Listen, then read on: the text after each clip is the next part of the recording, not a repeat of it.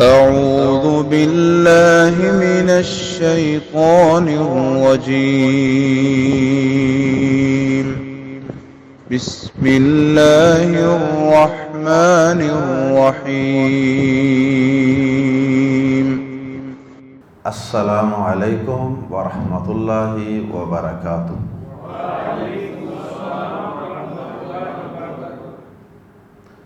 سورۃ النحل آیت نمبر 124 سے 128۔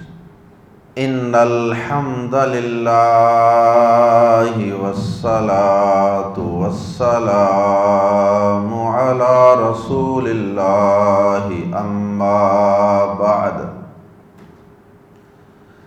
اعوذ باللہ السمیع العلیم من الشیطان الرجیم من ہمزہ ونفخہ ونفثہ۔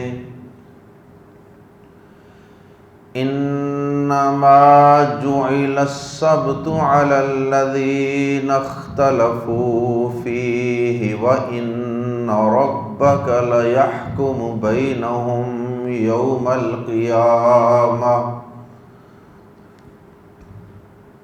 وَإِنَّ رَبَّكَ لَيَحْكُمُ بَيْنَهُمْ يَوْمَ الْقِيَامَةِ فِيمَا كَانُوا فِيهِ يَخْتَلِفُونَ۔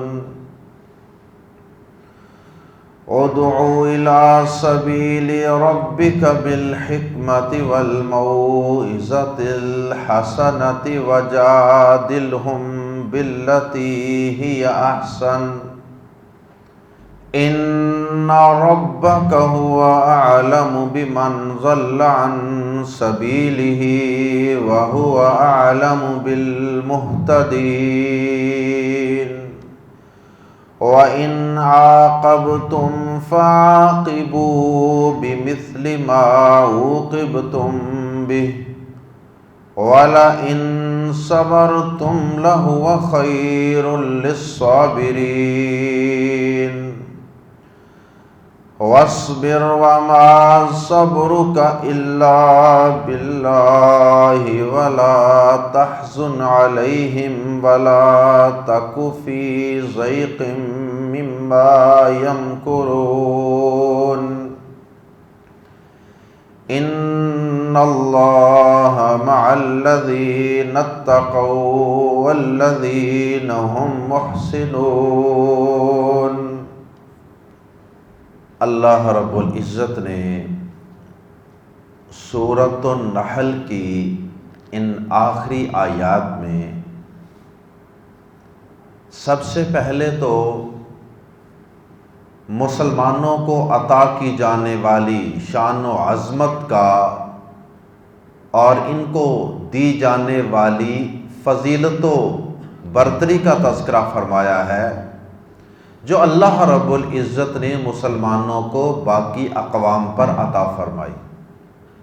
اور پھر اس کے بعد اللہ رب العزت نے اگلی آیات میں پیارے نبی صلی اللہ علیہ وسلم کو اور پھر آپ کی وساطت سے آپ کے ذریعے سے قیامت تک آنے والے تمام مسلمانوں کو دعوت و تبلیغ کے کچھ سنہری اصول سکھائے اور سمجھائے۔ اور پھر اللہ رب العزت نے ایمان والوں کو صبر، تقوی، پرہیزگاری اور مساوات سے کام لینے کا حکم دیا۔ سب سے پہلی بات جو اللہ رب العزت نے سب سے پہلی آیت مبارکہ میں بیان فرمائی ہے وہ ہے جمعہ کے دن کی شان و عظمت جو اللہ رب العزت نے مسلمانوں کو عطا کیا۔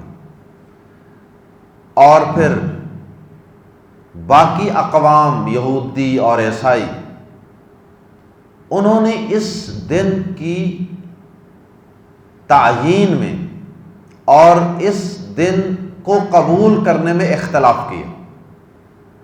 اور اس آیت مبارکہ کی تفسیر پیارے نبی صلی اللہ علیہ وسلم کی احادیث میں موجود ہے۔ صحیح بخاری میں حدیث ہے کہ پیارے نبی صلی اللہ علیہ وسلم فرماتے ہیں کہ ہم ساری امتوں کے بعد آنے والی امت ہیں، سب سے آخر میں آنے والے، لیکن فرمایا قیامت کے دن ہم سب سے آگے اور سب سے پہلے ہوں۔ اور پھر آپ نے اس کی ایک مثال بھی بیان فرمائی، فرمایا کہ اللہ رب العزت نے یہودیوں اور عیسائیوں کو بطور خاص، آپ نے پہلے یہودیوں کا تذکرہ فرمایا کہ اللہ پاک نے انہیں جمعے کا عظمت والا دن عطا فرمایا کہ یہ تمہارے لیے خاص عبادت کا دن ہے، تعظیم کا دن ہے۔ اس دن دنیا کے تمام معاملات، ذمہ داریوں کو چھوڑ چھاڑ کے تم نے اس دن کی عظمت اور اس کی تعظیم کو ملحوظ خاطر رکھتے ہوئے تم نے اللہ کی عبادت میں لگے رہنا ہے، کوئی شکار نہیں کرنا، کوئی دنیا نہیں کمانی۔ اللہ پاک نے انہیں دیا تھا جمعے کا دن، کیونکہ اللہ پاک نے جمعہ کے دن کی فضیلت، عظمت اس دن سے پیدا فرما رکھی ہے جس دن سے اللہ پاک نے زمین و آسمان کو پیدا فرمایا۔ لیکن یہودیوں نے اس میں اختلاف کیا، عیسائیوں نے اس میں اختلاف کیا۔ اللہ پاک نے ان کی قسمت میں یہ دن نہیں رکھا تھا۔ اللہ پاک کی حکمت و مصلحت یہی تھی کہ وہ اس دن میں اختلاف کریں۔ اختلاف کا مطلب یہی کہ انہوں نے اس دن کو قبول کرنے سے انکار کیا۔ کچھ لوگ کہتے ہوں گے کہ ہاں ٹھیک ہے، آج جمعے کا دن ہے، آج کے دن کی تعظیم کرو، عبادت کرو، اور کچھ لوگ اس میں اختلاف کرتے ہوں، انہوں نے کہا ہوگا نہیں آج نہیں کل، ہفتے کے دن۔ تو یہ اختلاف تھا، سب جمعے پہ متفق نہیں ہوئے۔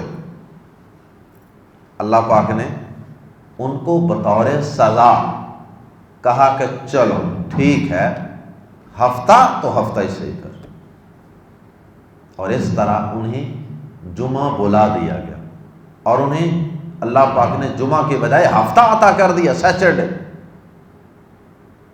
اور پھر اسی طرح عیسائیوں کو بھی جمعہ بلا دیا گیا، جمعہ میں انہوں نے اختلاف کیا، اللہ پاک نے پھر انہیں کہا کہ چلو پھر جمعہ نہیں، ہفتہ یہودیوں نے لیا تھا، اس سے اگلا دن تم لے لو۔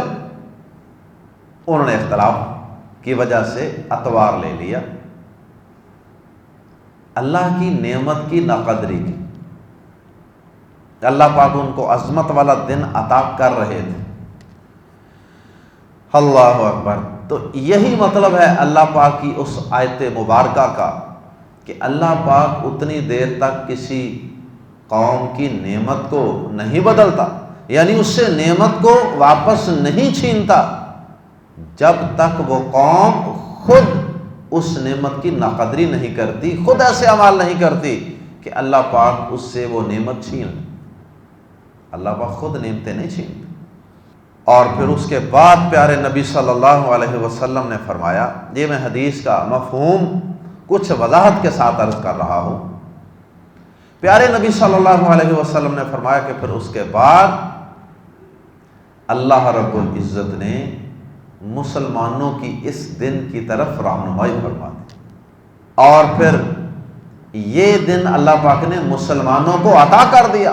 مسلمانوں نے اس میں اختلاف نہیں کیا، غفلت ضرور کی ہے مسلمانوں نے بھی، اس دن کی شان و عظمت کو اور اس کی تعظیم کرنے کا جو حق تھا وہ حق ادا نہیں کی۔ جمعہ کے دن بھی دیکھ لیں، بے شمار لوگ جمعہ کے وقت بھی سڑکوں، بازاروں، چوکوں، چوراہوں میں کاروبار، دکانیں، مارکیٹیں، کچہریاں، ہسپتال سب آباد، اور مسجدوں میں وہ چند اللہ کی رحمت کے طلبگار، چند فقیر مسجدوں میں موجود ہوتے ہیں۔ اللہ اکبر۔ تو پیارے نبی صلی اللہ علیہ وسلم نے فرمایا کہ اللہ پاک نے مسلمانوں کی اس دن کی طرف رہنمائی فرما دی، اور یہ صحیح بخاری کی حدیث کا خلاصہ۔ اور پھر صحیح مسلم کی حدیث کے مطابق نبی صلی اللہ علیہ وسلم نے اس دن کی وضاحت بھی خود فرما دی کہ وہ دن جس کی طرف اللہ پاک نے مسلمانوں کی رہنمائی فرمائی، وہ دن جمعہ کا دن۔ اللہ پاک ہمیں اس جمعہ کے دن کی شان و عظمت کی قدر کرنے کی توفیق عطا فرمائے، اس کی قدر کو اللہ ہمیں پہچاننے کی توفیق عطا فرمائے۔ آئیے قرآن مجید کے الفاظ میں پڑھتے ہیں۔ انما، صرف، اسے کلمہ حصر کہتے ہیں، کچھ لوگ اس کا معنی یقیناً بھی کر لیتے ہیں۔ صرف، ویسے صرف کا لفظ بھی یقین پیدا کرتا ہے جملے میں۔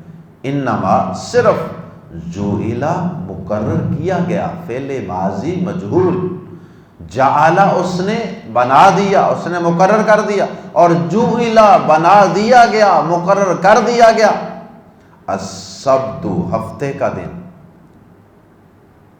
علی الذین، ان لوگوں پر جنہوں نے اختلفوا، اختلاف کیا، فیہ، اس میں،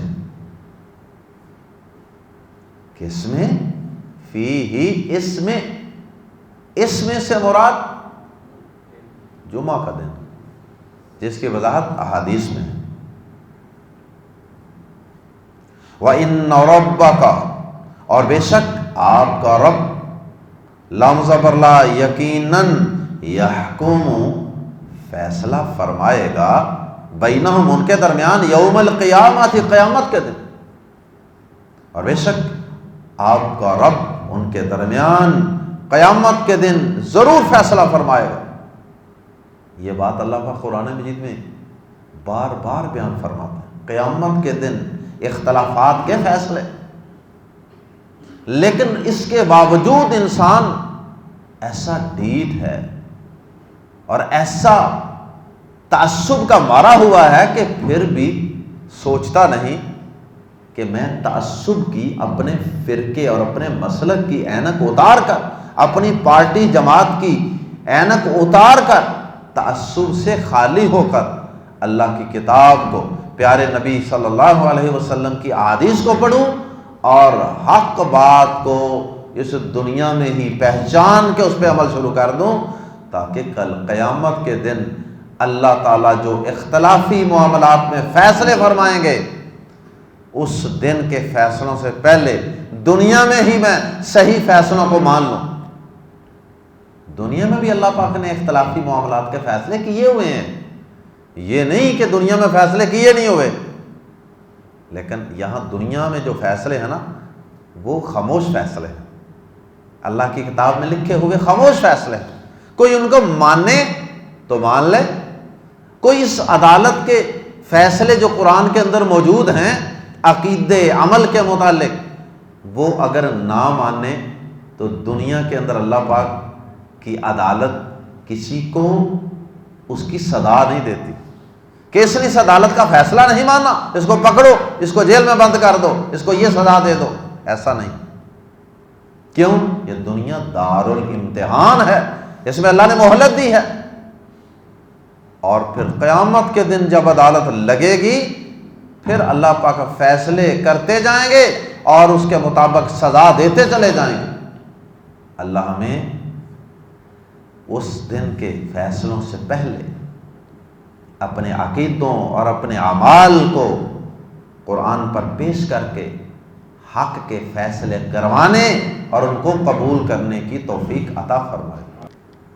وَإِنَّ رَبَّكَ لَيَحْكُمُ بَيْنَهُمْ يَوْمَ الْقِيَامَةِ، اور بے شک آپ کا رب یقیناً فیصلہ کرے گا ان کے درمیان قیامت کے دن، فی میں، ما جو کانو تھے وہ، فی جس میں، یختلفون اختلاف کیا کرتے۔ اس کے بعد اللہ رب العزت نے اس سورہ مبارکہ کی آخری آیات میں دعوت دین، جو کہ قرآن مجید کا بھی ایک بنیادی موضوع ہے، لوگوں کو اللہ کے دین کی طرف بلایا جائے۔ انبیاء کو بھیجنے کا بھی یہی مقصد ہے، بگڑے ہوئے معاشروں کی اصلاح کے لیے دعوت و تبلیغ اور جہاد بھی در حقیقت دعوت و تبلیغ میں پیش آنے والی رکاوٹوں کو دور کرنے کا نام. تو جہاد بھی بنیادی طور پر دعوت ہی کا ایک شعبہ ہے، دعوت و تبلیغ ہی کی ایک برانچ ہے. تو اللہ پاک نے دعوت دین کا حکم بھی دیا اور اس کے ساتھ اس کے لیے کچھ اللہ پاک نے کچھ سنہری باتیں، کچھ حکمت و دانائی کی باتیں بھی بتا دیں کہ دعوت دین کس طرح سے دینی ہے، دعوت کا کام کیسے کرنا. یہ نہیں کہ دعوت کا کام تم اپنی خواہشات کے مطابق کرو. دعوت دین کا مقصد اپنی خواہش پوری کرنا نہیں ہے، اپنی خواہش کہ جو میرے دل میں آیا ویسے کروں نہیں. دعوت دین میں مکمل طور پہ اپنے آپ کو اللہ کے سامنے جھکا دینا ہے، جیسے جیسے اللہ کہے ویسے دعوت دینی ہے، جب جب جیسے جیسے جس کو کہے ویسے دینی ہے. تو اللہ پاک نے 3 باتوں کا بطور خاص یہاں دعوت کے حوالے سے حکم دیا. ادعو، بولا، ادعو بولا، واحد فعل امر ہے. دعا یدعو دعوتن، بولانا، اور اس سے فعل امر ہے ادعو، بولا، دعوت دے. اور اس کی جمع اگر اس کے آگے واو لگا دیں تو یہ بن جائے گی ادعو. قرآن مجید میں ادعو کا لفظ بھی آتا ہے، بولاؤ، اور یہ واحد ہے بولا. ہاں ادب و احترام کے لیے ہم نبی صلی اللہ علیہ وسلم کو چونکہ سب سے پہلے خطاب ہے، اس کے بعد ہمیں خطاب ہے، اس لیے ہم ادب و احترام کو ملحوظ رکھتے ہوئے اس کا ترجمہ ہم ادعو کا کریں گے، بلائیے اے نبی صلی اللہ علیہ وسلم، الا طرف سبیل راستہ، اور ربی کا اپنے رب کے. ایک تو یہ حکم دے دیا نا ادعو، بلائیے، الا سبیل ربی کا اپنے رب کی طرف، دعوت دینے کا حکم دے دیا کہ دعوت دین فرض ہے ہر مسلمان پہ، اس کی حیثیت کے مطابق دعوت دین فرض ہے جتنا علم ہے. اللہ اکبر. لیکن دوسری بات بھی بڑی اہم ہے، صرف دعوت اور تبلیغ کا شوق ہی پورا نہیں کرنا، یہ بھی بتا دیا کہ دعوت دینی کس کی طرف ہے، الی ربک، اپنے رب کی طرف بلانا. اپنی پارٹی کی طرف نہیں بلانا، اپنی جماعت کی طرف نہیں بلانا، کسی شہر کی طرف دعوت نہیں دینی، کسی شخصیت کی طرف لوگوں کو دعوت اور تبلیغ نہیں کرنی، کسی شخصیت کا پرچار نہیں کرنا. ادعو الی سبیل ربک، اپنے رب کی راہ کی طرف، اپنے رب کے راستے کی طرف دعوت دیجیے. اور رب کا راستہ سے مراد کیا ہے؟ اسلام، قرآن اور قرآن مجید کی تفسیر، پیارے نبی صلی اللہ علیہ وسلم کی احادیث اور آپ کی سنت. اور اس کے بعد فرمایا یہ دعوت دینی کیسے ہے؟ بالحکمت، حکمت کے ساتھ. اور حکمت کے کئی معنی ہیں. ایک حکمت کا معنی سنت ہوتا ہے،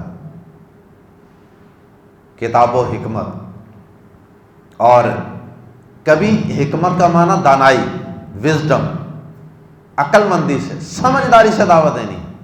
اور ایک حکمت کا معنی محکم سے. حکمت کا معنی مضبوط اور پختہ بات، یعنی کچی بات کی دعوت نہیں دینی اور دلائل سے خالی دعوت نہیں دینی کسی کو. ادعو الی سبیل ربک بالحکمت، ایک معنی تو یہ اپنے رب کے راستے کی طرف بلائیے دانائی کے ساتھ. یہ نہیں کہ آپ کی دعوت دینے کا انداز یہ ہو کہ اگلا بندہ اللہ کے دین کے قریب آنے کی بجائے اور دور ہو، متنفر ہو. حکمت و دانائی اس وقت چوٹ لگائیں جب چوٹ کام کرے. یہ نہیں کہ ٹھنڈے لوہے پر ہی آپ ہتھوڑے چلاتے رہیں، لوہا گرم کر کے پھر اس میں چوٹ لگائیں گے، چوٹ لگے کام بھی کرے. اللہ اکبر. ورنہ پھر صرف وہ چوٹیں ہی ہوں گی. اور دوسرا معنی حکمت کا دلیل، پختہ بات. تو اس کا معنی یہ ہوگا کہ دلائل سے مزین اور بھرپور کی دعوت ہونی چاہیے، دلائل سے بھری ہوئی. یہ نہیں کہ آپ کی دعوت کے اندر جان ہی کوئی نہ ہو. لاجکس، دلائل، کہ جو اگلا بندہ سن کر متاثر ہوئے بغیر نہ رہ سکے کہ یار بڑی لاجیکل بات، بڑی دلائل سے بھری ہوئی بات. والموعظۃ الحسنہ، وہ بازر بھی یہاں بھی لگا ہوا ہے، یا آپ یوں سمجھ لیجئے بالحکمت وبالموعظۃ الحسنہ، لیکن بازر بھی لگانے کی دوبارہ ضرورت نہیں کیونکہ درمیان میں واو آ گئی، واو عاطفہ. والموعظۃ الحسنہ، موعظہ نصیحت، الحسنہ اچھی، اور اچھی نصیحت کے ساتھ گڈ انسٹرکشن، یعنی ایسی نصیحت کہ جو اگلے کے دل میں اتر جانے والی. اچھی نصیحت کا مطلب کہ انداز بڑا مؤثر ہو. پہلے تھا اس کا مواد جو دعوت دینی ہے نا، اس کا مواد بڑا جاندار ہونا چاہیے، دلیل اور برہان سے بھرا ہو. اور اس کے لیے ضروری ہے کہ قرآن سیکھا جائے. اگر قرآن کا دین کا علم نہیں ہوگا تو پھر دعوت اور تبلیغ دلائل سے مزین نہیں ہو سکے گی. اور دوسری بات کہ وہ دعوت جو آپ دے رہے ہیں وہ مؤثر ہو، دل میں اتر جانے والی ہو. اللہ پاک نے سورہ نساء کے اندر نبی صلی اللہ علیہ وسلم کو حکم دیا دعوت دین کا. فرمایا وَقُلْ لَهُمْ فِي أَنفُسِهِمْ قَوْلًا بَلِيغًا، اور اے نبی صلی اللہ علیہ وسلم آپ ان کو دعوت دیجئے. کیسی دعوت؟ قولاً، ایسی بات کہیے، بلیغ، جو پہنچ جانے والی، یعنی دل کے اندر پہنچ جانے والی، گہرائیوں میں اثر کرنے والی. اس کا کیا مطلب ہے کہ انداز بڑا شاندار ہونا چاہیے، انداز میں بڑی شیرینی اور مٹھاس ہونی چاہیے، بڑی خیر خواہی ہونی چاہیے کہ اگلا بندہ سمجھے کہ یہ بندہ میرا بڑا ہی ہمدرد ہے. یہ نہیں کہ آپ کی گفتگو کا انداز بڑا کرخت ہو، سخت ہو، اور اگلا بندہ متنفر ہو جائے. اللہ پاک نے تو اتنے بڑے جابر بادشاہ فرعون کے پاس بھی بھیجا تھا، تو کیا کہا تھا موسیٰ اور ہارون علیہم السلام کو؟ کیا کہا تھا؟ اذهبا الى فرعون، فرعون کے پاس جائیے، وقولا لهما قولا لینا، اور اس سے بڑی نرم بات کہنا، لعلہ یتزکا، شاید کہ وہ پاک ہو جائے، شاید کہ وہ نصیحت حاصل کر لے. اچھا دیکھیے، بڑی ایک یہاں شاندار بات ہے، بڑا یہاں ایک نفیس نقطہ ہے. اللہ پاک کو تو پتا تھا نا فرعون نے ایمان نہیں لانا، پتا تھا نا اللہ پاک. اس کے باوجود اللہ پاک پیغمبروں کی تربیت کر رہے ہیں کہ آپ کا کام یہ ہے. وہ مانتا ہے یا نہیں مانتا وہ اگلی بات، وہ اس کا معاملہ ہے، اس کا ظرف ہے، لیکن آپ نے جو دعوت دینی ہے نا اس میں نرمی ہونی چاہیے، ملائمی ہونی چاہیے، شیرینی ہونی چاہیے، مٹھاس ہونی چاہیے، تاثیر ہونی چاہیے. اللہ اکبر. تو حکمت کا معنی دلیل، والموعظۃ الحسنہ کا معنی خطاب اچھا ہو، جو آپ کنوے کریں نا بات، وہ کنوے کرنے کا انداز بڑا اچھا ہو. تو یہاں سے دو اصطلاحات بھی بارز وجود میں آئیں کہ اللہ پاک نے دو چیزوں کا گویا کہ حکم دیا ہے. بالحکمتی سے مراد ہے دلیل برہانی، اور یعنی برہان دلیل، اور والموعظۃ الحسنہ سے مراد ہے دلیل خطاب. پہلے کا مطلب ہے کہ دلیل اچھی ہو، مواد اچھا ہو بات کا، اور دوسرے کا مطلب ہے خطاب اچھا ہو، کنوے کرنے کا، پہنچانے کا طریقہ اچھا ہو. اگر آپ بڑی حکمت بھی اختیار کرتے ہیں، دانائی سے، حکمت سے، دلائل سے، اور بڑی مٹھاس، نرمی، شیرینی، سارا کچھ ہے۔ اس کے باوجود بھی ایک بندہ تعصب کی وجہ سے، ضد کی وجہ سے، عناد کی وجہ سے وہ آپ پہ جھگڑے پہ اتر آتا، نہیں مانتا بات، جھگڑے پہ اتر آتا، مجادلہ شروع کر دیتا، آرگومنٹ شروع کر دیتا۔ فرمایا کہ پھر مجبوری ہے تمہاری، پہلے تو تم نے کوشش کرنا ہے کہ جھگڑے اور بحث و تکرار کی طرف بات نہ جائے، لیکن اگر پھر بھی کوئی تمہیں مجبور کر دیتا ایسا کرنے پہ، تو فرمایا کہ وَجَادِلْهُمْ، اور بحث و مباحثہ کر، ہم ان سے، بازر بھی ساتھ الذی، جو بازر بھی ساتھ الذی، اس طریقے کے جو، یا وہ احسن، سب سے اچھا، دی بیسٹ طریقہ اختیار کریں۔ پھر بھی مجادلے کا بھی، بحث و تکرار کا بھی، بحث و تکرار اور مجادلے کا طریقہ بھی دی بیسٹ۔ جیسے حضرت ابراہیم علیہ السلام کے مجادلے قرآن مجید کے اندر جا بجا موجود، اپنے باپ سے کیسے گفتگو کی تھی، اور اپنی قوم کو بتوں کے متعلق اور آسمان پہ موجود ستارے، چاند، سورج، ان کی پوجا کے متعلق کس شاندار طریقے سے سمجھایا تھا، اور پھر وقت کے بادشاہ کے ساتھ کتنی شاندار گفتگو کی تھی، جب کہا تھا کہ میرا رب وہ ہے جو زندہ کرتا ہے اور مارتا ہے۔ بادشاہ نے اس کا بھی توڑ نکال لیا۔ ابراہیم علیہ السلام نے اسی بات کو مزید آگے طول دینے کے بجائے انداز بدل لیا، ایسا شاندار انداز اختیار کیا کہ اس کا ناطقہ بند ہو گیا، منہ بند ہو گیا۔ فرمایا میرا رب وہ ہے جو سورج مشرق سے نکالتا ہے، مغرب میں غروب کرتا ہے، تو ذرا مغرب سے نکال کے دکھا دے۔ دلائل کے اعتبار سے لاجواب کر دیا۔ فَبُہِتَ الَّذِي کَفَرَ، کافر ہکا بکا رہ گیا۔ یہ انداز ہونا چاہیے دعوت دین کا اور مجادلے کا۔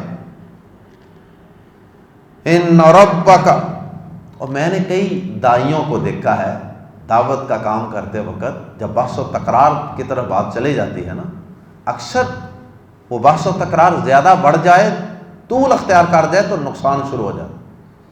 میں نے دیکھا ہے کئی داعی جو ہیں وہ دعوت دیتے ہوئے خود جذباتی ہو جاتے ہیں بیچارے، اگلے بندے نے تو ہونا ہی ہونا، وہ خود بھی جذباتی ہو جائے، اور کہہ رہے ہوتے ہیں تو کہہ پھر میں نہیں مانتا، تو کہہ میں اس آیت کو نہیں مانتا، یعنی اس سے کہلوا رہے ہوتے ہیں کفریہ جملہ۔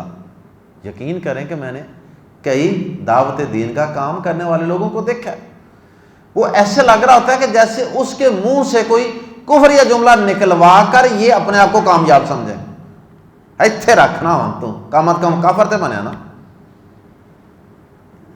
یہ کوئی دعوت نہیں، دعوت میں اپنے جذبات پہ بڑا کنٹرول،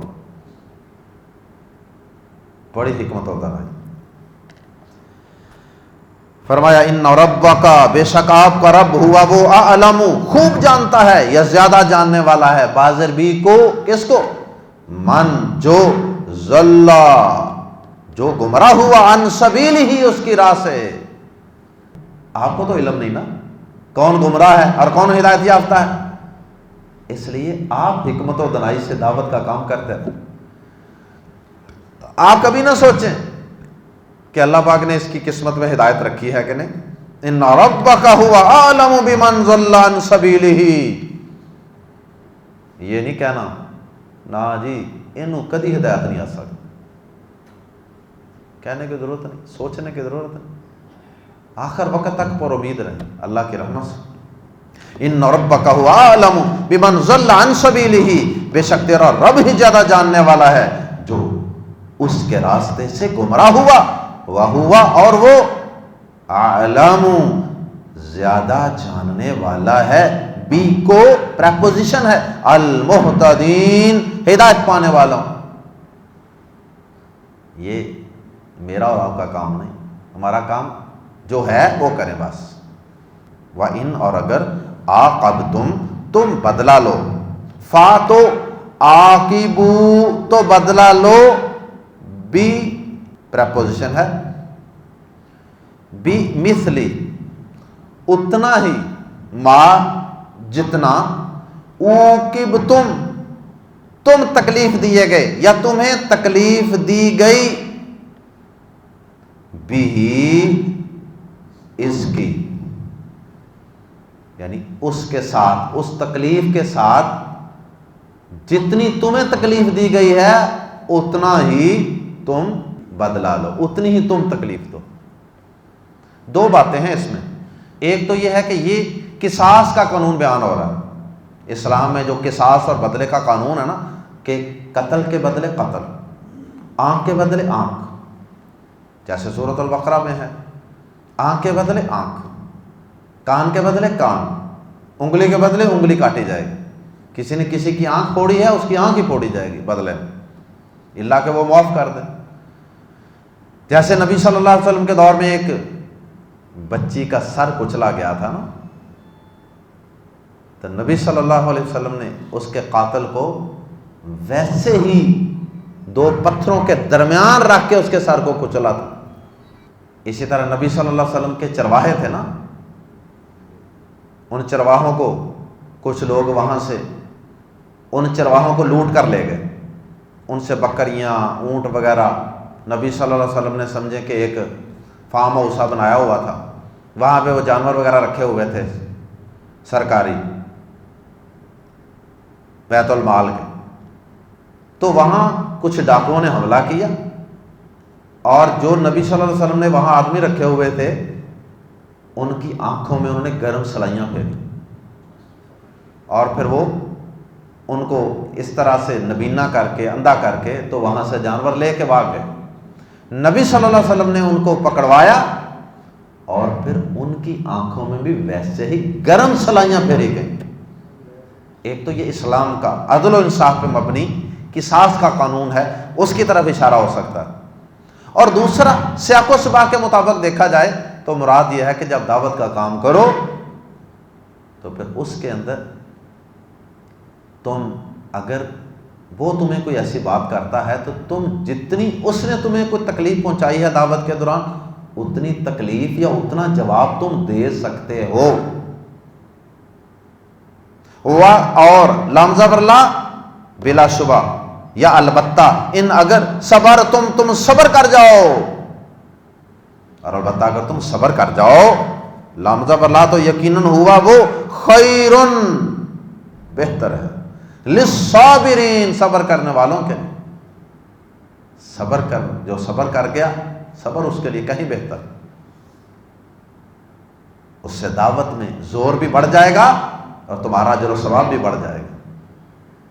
وَاصْبِرُوا، اور صبر کر، اور یہ قصاص کے قانون کے متعلق بھی ہے، اگر اس سے مراد قصاص کا قانون ہے تو وہاں بھی یہی ہے کہ بدلہ لے تو سکتے ہیں آپ جتنی کسی نے تمہیں تکلیف پہنچائی ہے، لیکن اگر آپ معاف کر دیں تو یہ بہتر ہے، صبر کر دیں، صبر کر جائیں، معاف کر دیں۔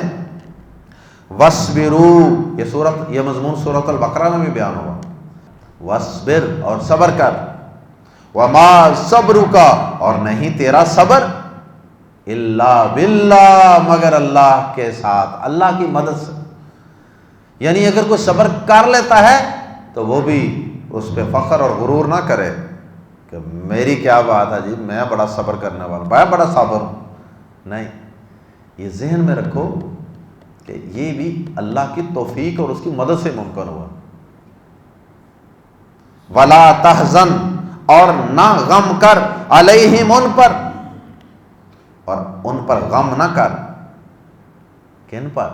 جو مسلمان نہیں ہوتے، جو راہ ہدایت پر نہیں آتے، تمہاری تمام حکمتوں مصلحتوں کے باوجود بھی فرمایا وَلَا تَحْزَنْ عَلَيْهِمْ، اور نہ غم کر ان پر، وَلَا تَكُ، یہ کانا یکون سے تھا، تکون، تکن، نون گر گیا، وَلَا تَكُ، اور نہ ہو، فی ضیقن، کسی تنگی میں، ضیق یا ضیق ایک ہی معنی ہوتا ہے، تنگی، وَلَا تَكُ فی ضیقن، اور نہ کسی تنگی میں مبتلا ہو، من جمع ما، من کے متعلق، یا سے ما جو یمکرون وہ مکر تدبیریں کرتے ہیں، اور جو وہ تدبیریں آپ کے خلاف کرتے ہیں نا، آپ ان کے خیر خواہ ہیں اور وہ آپ کے خلاف الٹی تدبیریں اور چالیں چل رہے ہیں، تو آپ ان کی تدبیروں کی وجہ سے، ان کے قبول نہ کرنے کی وجہ سے کسی قسم کے غم میں، کسی قسم کی تنگی میں، دل کی تنگی میں مبتلا نہ ہو۔ اللہ اکبر، یہ آپ کو تسلی دی جا رہی ہے، داعیان کرام کو تسلی دی جا رہی ہے کہ اگر دعوت میں حکمت و مصلحت اختیار کرنے کے باوجود بڑا ہی اچھا انداز پھر بھی کوئی نہیں مانتا، تو آپ کیا کیجیے، تنگ دل نہ ہو، صبر کریں، حوصلہ کریں، ان پر رنجیدہ نہ ہو۔ جب آدمی کسی کی خیر خواہی کرتا ہے نا اور اگلا کوئی آپ کے خلاف چال چل رہا ہوتا ہے، بڑی تکلیف ہوتی ہے انسان، یار میں تو اس کا اتنا خیر خواہ، اتنا ویل وشر، اور یہ میرے خلاف تدبیریں چل رہا ہے، چالیں چل رہا ہے، تدبیریں کر رہا ہے۔ ان اللہ، بے شک اللہ، مع الذین، ان لوگوں کے ساتھ ہے، اتقوا، جو ڈر گئے۔ آپ کیوں گھبراتے ہیں؟ والذین، اور ان لوگوں کے ساتھ جو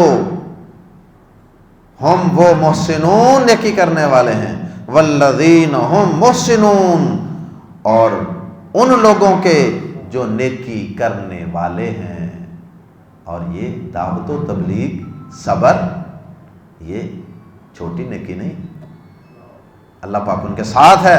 اللہ کی مدد تقوی والوں کے، صبر کرنے والوں کے، نیکی کرنے والوں کے ساتھ ہے۔